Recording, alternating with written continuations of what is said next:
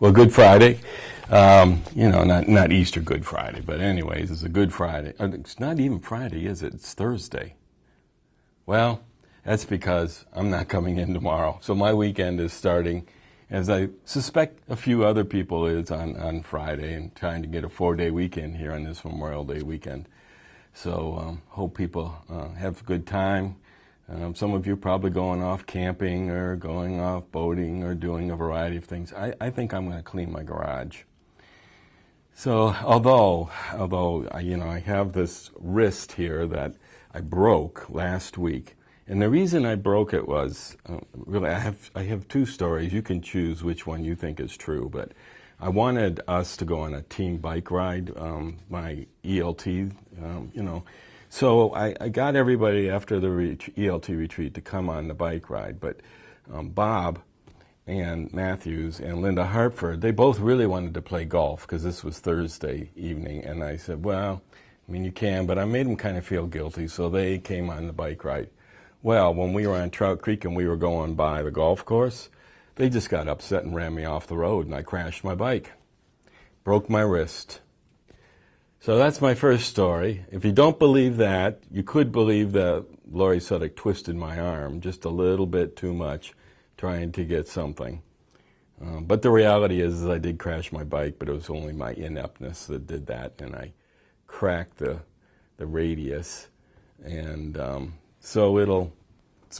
fortunately, it didn't need surgery. I should be able to ride my bike again in 4 weeks. So I just think the good Lord doesn't really want me to exercise. That's what I've decided. What do you think? Anyways, it's been a good couple of weeks. I think since the last time I talked to you, we had our graduation in Marinette, and we had a graduation in Green Bay, and they were really great graduations. Worked really hard, I guess, to speed up that graduation in Green Bay. Last year it was 2.5 hours. This year it was an hour and 45 minutes.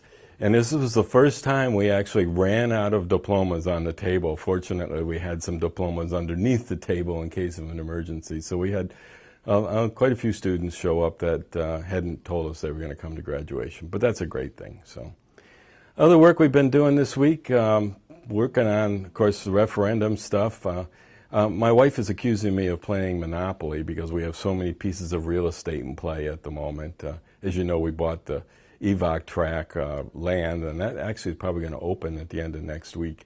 That was 26 acres, and we've just made final arrangements for the purchase of the property right next to the housing that's being built, and that's where we're going to put the transportation center, both the diesel mechanic program and the automotive program.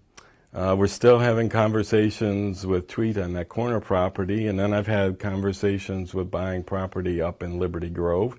And we're still talking to the folks in Aurora and Florence County. They've got a school up there they'd like us to take over, perhaps give it to us for $1. Of course, it needs about $1 million worth of work, but nevertheless. More property in play than we've ever had, really, all at once. So it's kind of fun, but it's a little nerve-wracking as you make these decisions and you try to figure out how you're going to make it all work within the budget that you have. But other than that, things have been fairly quiet. In the next couple of weeks, we'll be spending quite a bit of time putting together the annual college action plan. In fact, I'll be spending this afternoon with Student Services doing that, and I suspect there are others that are working hard on their plans. But I hope you all have a good weekend and enjoy it, and happy Memorial Day, and remember those veterans who served and died for us.